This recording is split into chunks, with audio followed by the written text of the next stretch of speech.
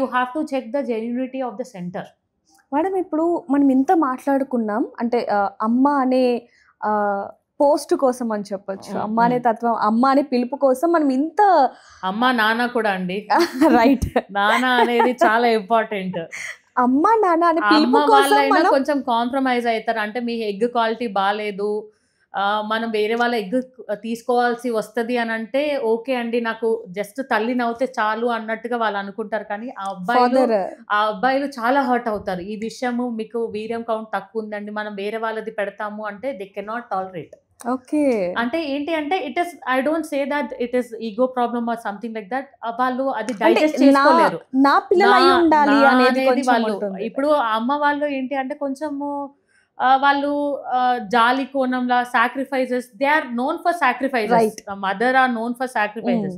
That is okay, నాది కాకపోయినా నా బాడీలో పెరుగుతుంది నా బాబు నా బేబీ అన్నట్టుగా. సో అలా చూసుకుంటే they are okay. But gents so అమ్మ నాన్న అనే పిలుపు కోసం they are very much.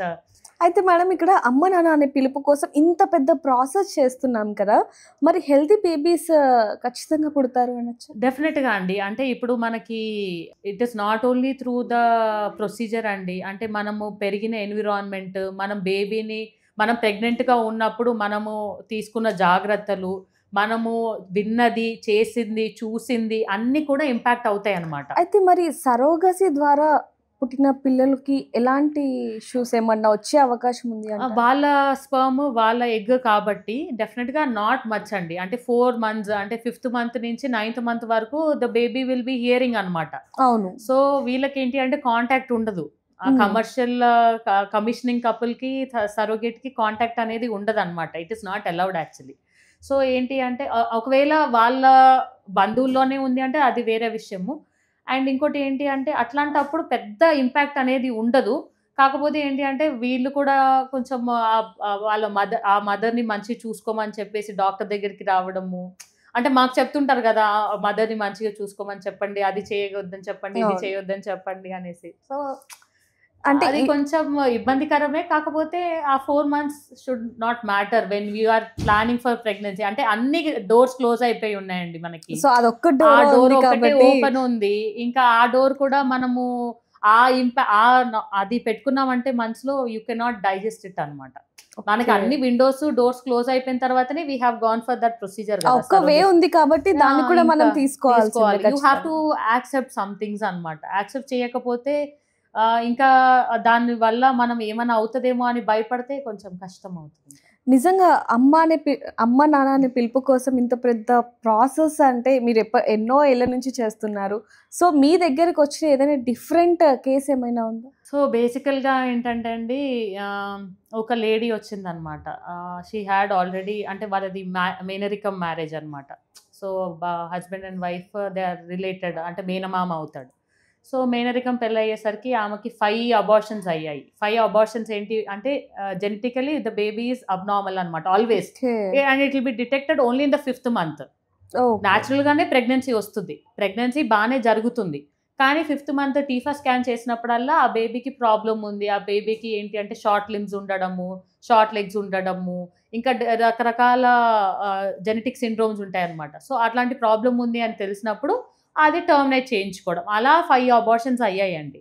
So ఆ 5 abortions అయిపోయిన తర్వాత ఇంకోసారి ప్రెగ్నెన్సీ అంటే అమ్మాయికి భయం, మళ్ళీ ఆ బేబీ అబ్నార్మల్ ఉంటదేమో అనేసి భయం అనమాట. భయం అది కాదు, she is very much sure that the baby will not be good అని. అండ్ ఇంకోటి ఏంటి అంటే తను ప్రెగ్నెన్సీ కావాలి అని తనకుంది, అంటే మీ ఈ పిలుపు కోసం, అమ్మ అండ్ నాన్న పిలుపు కోసం. ఇంకోటి ఏంటి అంటే అదే హస్బెండ్ తోటి అవుతే మనకి ప్రాబ్లం అనేసి. అలాంటప్పుడు ఇంకా హస్బెండ్ ఏంటి అంటే నా స్పర్మ్ తోటే అవ్వాలి అనేసి, అట్లాంటప్పుడు మనం ఐవీఎఫ్ చూస్ చేసుకోవచ్చు అనమాట. ఐవీఎఫ్ చూస్ చేసుకొని వాళ్ళకి తన ఎగ్స్ తీసి తన స్పర్మ్ తీసుకొని మనం బేబీస్ని ఫామ్ చేసి దాన్ని జెనెటిక్ టెస్టింగ్కి పంపించేసి ఆ బేబీలో ఏమి అబ్నార్మాలిటీ లేదు, it is a euploid embryo and it is not having any genetic disorders అన్నట్టుగా, అంటే అది మనం ట్రాన్స్ఫర్కి వెళ్తే you will have a good progress and you will have a nice pregnancy and the baby will be normal అనమాట. ఇట్లాంటి వాళ్ళు ఏంటి అంటే కొంతమంది మేనరికం పెళ్ళి ఒకటి, ఇంట్లో వాళ్ళకి చాలా మందికి దే ఆర్ ఇంటర్ కనెక్టెడ్ కదా. సో వైఫ్ ఏంటి అంటే వచ్చేసి మా హస్బెండ్కి తెలియకుండా ఆయన స్పర్మ్ తీసుకోండి, కానీ ఆయనది కాకుండా వేరే వాళ్ళది పెట్టి చేయండి అని అంటే, లేదమ్మా that is out of question, మేము అలా చేయడానికి కుదరదు. ఇప్పుడు చాలా మంది డబ్బు కాశపడో లేకపోతే ఇంకేదో ఇప్పుడు మనం నిన్న కూడా ఒక కేసు కూడా మనం చూడడం జరిగింది. సో డబ్బు కాశపడి ఈ విధంగా చేస్తే ఖచ్చితంగా ఎప్పటికైనా చట్టానికి దొరకాల్సిందే. You are punishable under law. Law is law, you cannot regret that. అంటే మనం దాన్ని దాటుకుంటూ వెళ్ళి దానికి ఛాలెంజింగ్ గా చేసేసి మనం ఎవరికి ఏమి ప్రూవ్ చేయాల్సిన అవసరం లేదు. మేక్ ద కపుల్ సిట్, వాళ్ళకి ఓకే అనుకుంటే అవి చెయ్యండి, లేదు అంటే మాత్రం okay, don't ask them not to come to your clinic also. ఎందుకో అవసరం లేదు మనకి, మనం ఎవరి కోసమో రిస్క్ తీసుకోవాల్సిన అంత అవసరం లేదు. These are the options open for you. IUI ద్వారా వెళ్ళాలి అంటే మీకు ఒక 30,000 లో అవుతుంది, వేరే వాళ్ళ స్పర్మ్ పెడతాము, if it is okay for your husband and you. లేదు అంటే you have to go through this IVF procedure and the baby will, అంటే ఎంబ్రియో అనేది టెస్ట్ చేస్తాము. Once it is certified that the baby is okay and it is not having any genetic problem, that will be transferred, and if it continues as pregnancy, that is well and good. Okay, నిజంగానే అంటే ఇంత పెద్ద process ఉంటుందని కూడా చాలా మందికి తెలియదు. చాలా పెద్ద ప్రాసెస్, చాలా లెబోరియస్ ప్రాసెస్, చాలా స్ట్రెస్ తో కూడుకుంది, very much economically very disheartening to the couple. అవన్నీ కాకుండా మనం లైఫ్ స్టైల్ చేంజెస్ చేసుకొని మనం ముందు జాగ్రత్తగానే ఉండి ప్లానింగ్ అనేది కరెక్ట్గా జరగాలి. అది ప్రెగ్నెన్సీ అయినా పెళ్ళి అయినా ఏదైనా కానీ. కెరియర్ అంటే మనము కొంచెం లేటర్ ఆన్ అయినా ప్లాన్ చేసుకోవచ్చు, you can put that aside. But as you are putting your pregnancy aside, మనకి బయాలజికల్ ఏజ్ అనేది టిక్ అయిపోతుంది, ఏమేజ్ డ్రాప్ అయిపోతుంది, యాంటర్ ఫాలిక్యులర్ కౌంట్ డ్రాప్ అయిపోతుంది. దీనివల్ల మన లైఫ్ స్టైల్లో కూడా కొంచెం హ్యాంపర్ అవుతాయి. See, you are married and if you go to some other place, the environment may not suit you and the food may not suit you. లేకపోతే మీరు వెయిట్ గెయిన్ అవ్వడము, పెళ్ళి అయ్యేంత వరకు స్మార్ట్ గా ఉండాలి అన్నట్టుగా అనుకుంటారు, దాని తర్వాత లావ్ అయిపోయినా పర్వాలేదు అనేసి అనుకుంటారు. ఇంకా విచ్చలవిడిగా తాగడము, స్మోక్ చేయడము, ఇవన్నీ అసలు వీకెండ్ కి ప్లాన్ చేసుకోవడం కిడ్స్ కి, that is all very wrong అండి. మీరు ప్లాన్ చేసినప్పుడు అవ్వేది కాదు అది. అది సైన్స్ తర్వాత ఇంకా ఏంటి అంటే హార్మోనల్లీ ఇన్ఫ్లుయెన్స్ ఉంటుంది అనమాట. Nothing is like that. అంటే మనము ఈ టైంకి ప్లాన్ చేసుకుంటేనే అయిపోతుంది అన్నట్టుగా లేనే లేదు. Try till your best. చాలా విషయాలు మాతో షేర్ చేసుకున్నారు. Thank you ma'am. Thank you so much. Thank you for inviting. For more videos like this, subscribe Big TV channel.